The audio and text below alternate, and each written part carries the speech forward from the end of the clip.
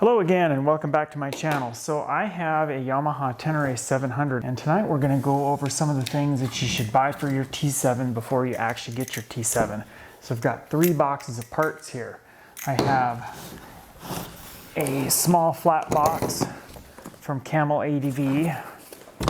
I have another big box right here from Rocky Mountain MC ATV. And then another small box from Cyclops Adventure Sports. So let's talk about the box from Cyclops first. This is a plug and play turn signal kit that's been engineered, designed, whatever, specifically for the Yamaha Tenere 700. I've seen these on another bike and I'll actually throw a couple of clips up of these in operation on the other Tenere 700. Comes with a LED flasher and everything looks like it's pre-wired. They also come with the little pieces that allow you to mount the turn signals into the little oblong shaped holes in the fairing. Looking at the back, they actually double as a brake light, tail light, and then they are sequential on the back as well. There's a lot of different turn signal kits available, but this seems to be the cleanest and easiest to install. Next up, this isn't an absolute necessity, but I have a high mount fender. This is basically a off-road style fender. I'm going to use that with the Camel ADV high fender kit. This is not a must-have if you're doing mostly street riding, but if you're going to be wearing off-road boots, I would recommend some frame guards. These are from Achirby's.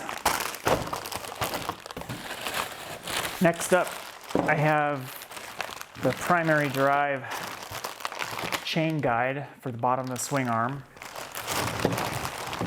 I think there's some other parts in here. Yeah, they've thrown a whole bunch of parts in this bag. I have the Tusk kickstand foot for the side stand. Here is part of the fender eliminator kit. This is the license plate light.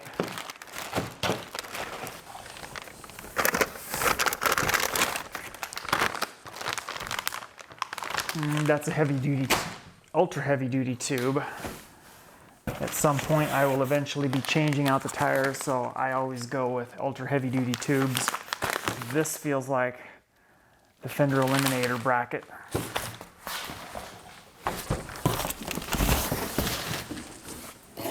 And in here, we should have a part from Rally Raid.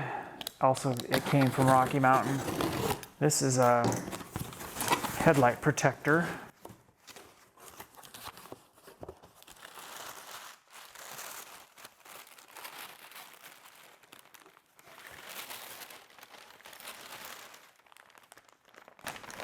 At some point in time, I will be adding hand guards, and I have opted to go for Pro Taper adventure style handlebars. These are the standard bend. There also is a Pro Taper high bend adventure model.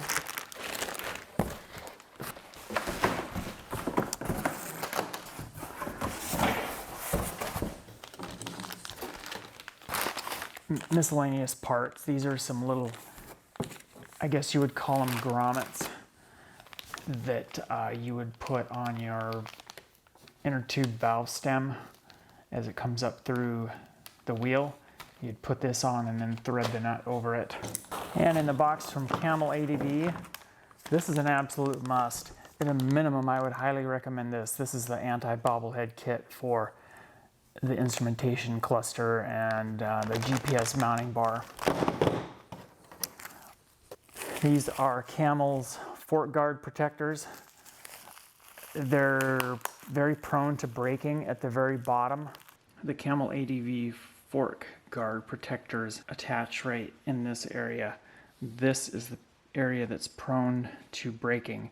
And I have also seen this metal screw shear off right at flush with the body of the fork. There's various plastic screws you can get to replace this with. The fork guard protectors from Camel ATV have self-adhesive tape, and they just stick in place, and then they're also held in by this screw.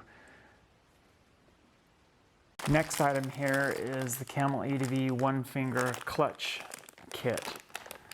It includes a new clutch arm and a mounting bracket, a clip for the clutch cable, and a spring, a C-clip, and a small cotter pin. And then this is the high fender kit. Includes that little mounting block right there. It includes all new brake lines. So it is a little bit of an involved project to install because it requires removing the existing brake lines, installing the new brake lines, routing everything, attaching them to the fork guards, and then also bleeding the front brakes. You do also have to disassemble all of the body work to access everything back up inside here. Something else I have not ordered yet, but it's highly recommended, is some sort of more substantial hand guards. These mount to the bar ends. They actually replace the spot where the factory bar end goes. These are the Cycra Ultra Proben CRM or something of that nature.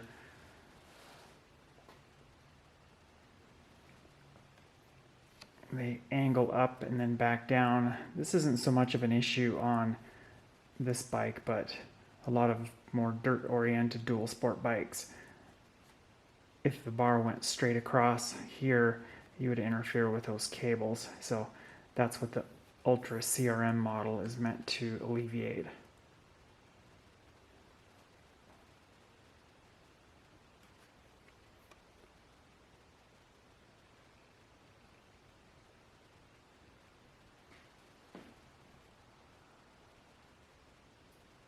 If we look down there on the left side of the fairing, we can see a USB charging port. I relocated my 12-volt outlet to the other side and then installed a USB charging port there. There's a lot of different kits available for that. I actually ordered this kit on eBay, and it included a couple of little pigtails to tie into the factory wiring. Another must-have item is a GPS mount. So the mount that I have is a Rally Raid mount, and it mounts to the top bar here above the instrument cluster.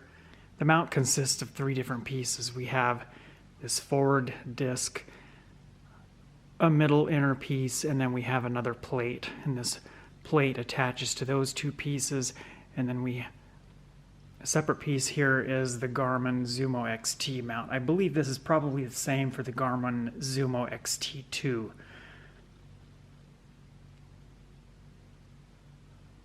If you've got any other advice on must-do upgrades or modifications to a Tenere 700, be sure to drop those in the comments below. And if you have any questions, drop those in the comments below.